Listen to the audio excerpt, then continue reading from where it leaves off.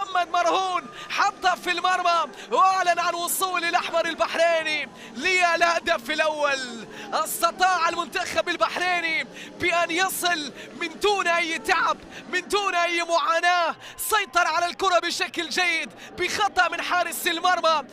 الهدف الثاني للمنتخب البحريني على المنتخب اليمني في المباراة التي أقيمت في المملكة العربية السعودية ضمن التصفيات الآسيوية المؤهلة لنهائيات كأس العالم 2026 وكأس آسيا 2027.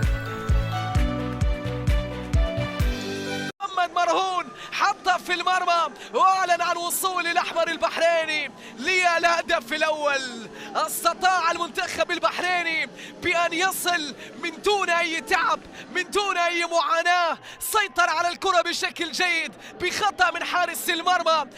الهدف الثاني للمنتخب البحريني على المنتخب اليمني في المباراة التي أقيمت في المملكة العربية السعودية ضمن التصفيات الآسيوية المؤهلة لنهائيات كأس العالم 2026 وكأس آسيا 2027.